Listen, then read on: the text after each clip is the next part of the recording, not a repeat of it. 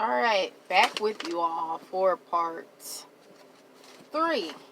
So that day, I didn't finish about the fairies. Put a little close. It's going to be a short, simple video. Because I want to make 2 other videos about some other things. Actually, I need to take these pillows off. Keep sliding. Alright. So I left off, upside down.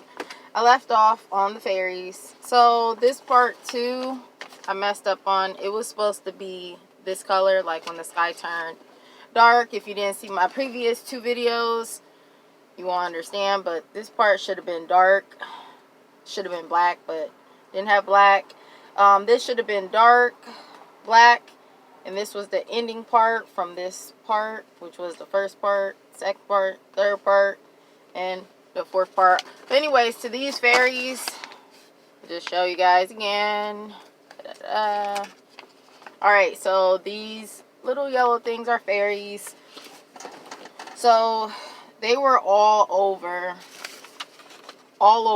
And for some reason, when the sky turned and the lightning cracked the sky and whatnot, they like disappeared. In the dream, I just remembered now recording that I don't even recall how they disappeared, when they disappeared. It's such a nice day. Anyways, so at first, I don't remember what kind of garments or skin color they had. Pretty sure they were all different colors. I don't know. I don't recall from the dream, Rapture dream. And they were so close, like I wanted to grab it, and it was a female. I remember it was a female. And I don't remember all of them, but that particular one was Caucasian. But you never know what somebody is. And the fairies are, different skin colors and stuff. But they were so pretty and so happy and so inviting and just beautiful. So I didn't reach for it. Like, it was literally like I could grab it. It was such a beautiful, dream. Until the sky turned dark, and of course they were gone. Like, they were out, gone, vamonos. What else? So, yeah, they were smiling, very inviting, and that's pretty much it. So I want to jump onto some things that happened before this rapture dream. I've been having signs to read the Bible because I'm a very religious person, but at one point I used to read my Bible a few years ago, and like 2 years ago I started to read, and I couldn't understand it, so that just discouraged me to not, my hands look weird. I was discouraged to read the Bible because I was like, I don't understand this. So recently I kept getting signs to read the Bible. Like, I kept getting, if you're a spiritual person, I kept getting drawn to that Bible. So I started reading it, and before I read it, I prayed over it because I knew that I kept getting signs, like tons of signs I'm not gonna get into. So I started to read the Bible and I understood it. So I pray over the Bible every time I read the Bible to keep continuously being able to understand it. And I'm on love. I have to see it, pronounce it. If you know the Bible, you know the words, especially not in front of you, to try to pronounce are very hard to pronounce. I'm not trying to screw it up. But yeah, I'm past Exodus. That's how you say that. So, okay. So, alright. Before I had this rapture dream, I had handprints on my arms. I don't remember if it was on both arms or one. I can't recall. I think it was just one. But I feel like there was 2 on each arm. I can't recall. I do have pictures, though. And they were bigger than my handprints. And when I placed it on it, of course, everybody would do like, wow, that's not my hands. And I have dealt with, recently, domestic violence last year. And then in 2017, a few years ago, I dealt with almost being raped and killed. I had a big thing that happened in my life that made me very depressed.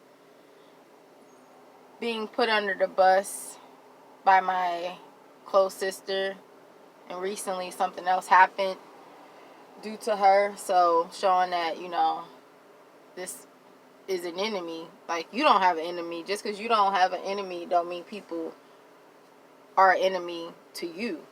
But anyways, so I was depressed around that time. I had red flags, you know, to leave, and I just not only just look into the good. I had to turn that car off. Save gas. That's funny. So when you're vulnerable, you don't listen to the signs. I had numerous signs that day. I'm gonna make it short and simple. And I also had signs in my relationship in domestic violence for 3 years. It didn't start right off the back, of course, like always. Not that I had any previous experience, but the movies are real. Like, if you used to watch Lifetime movies, you would be like, that would never happen to me. I'm too smart. You get attached to this person, and it's like they put you under a spell. And you keep thinking they'll change, and yeah, not gonna happen. But anyways, back to the marks on my body. So yeah, I woke up to that. Okay, now, before I woke up to the marks on my body, that was after. Then I had the rapture dream. I only had one rapture dream. And before the marks on the body, the rapture dream, I kept waking up 3 days in a row, y'all. 3 days in a row. And I kept sitting on my bed getting this intense feeling in my heart. You know, like, if you know, like, today is going to be a bad day, and it turns out to be a bad day because you had this feeling. But it's more of a more powerful thing. It was more spiritual. And what else? So as I'm waking up 3 days in a row, sorry, I'm getting distracted and stuff. So as I'm sitting on the bed, you know, who gets up in the morning and get this feeling and keep having it? Next thing you know, I don't write things down, which I'm going to start doing because I've been having a lot of odd things happen to me this year. Literally this year. Like, spiritual battles are being targeted at my work environment, for example. And I wear, like, Jesus mask and, like, hats. Like, if it's hat day, for example, I love Jesus.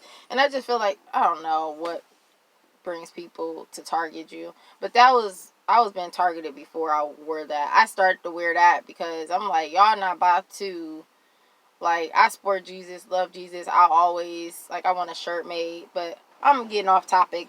All right. I'm so sorry. So I was talking about the whole, before COVID hit, I kept waking up 3 days in a row, sitting on my bed, and within less than a month, maybe a month, I don't recall, next thing you know, boom, COVID hit. And I was like, I kept having this bad, intense feeling, like, to a few close staff that, you know, or whatever. I kept having this feeling that something big in the world was going to happen, not like in my personal life.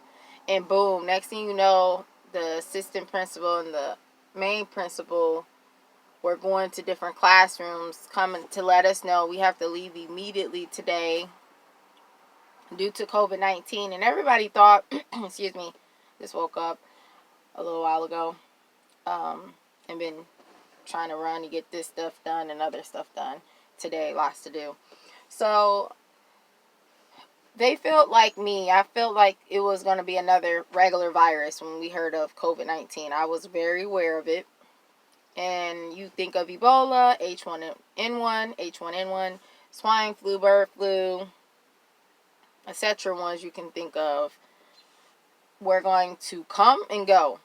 And that wasn't the case for this. So the teachers the principal and the assistant principal came in and let us know that, you know, we would no longer be working for a while. We don't know how long. We don't know if you're going to be paid still, or if not, you can apply for unemployment, which we did get paid, which was a blessing, or I would have got unemployment, filed for unemployment and food stamps or whatever. You know, any assistance, everything is going up. But I'm going to end that video because I have another one about my book, so stay tuned.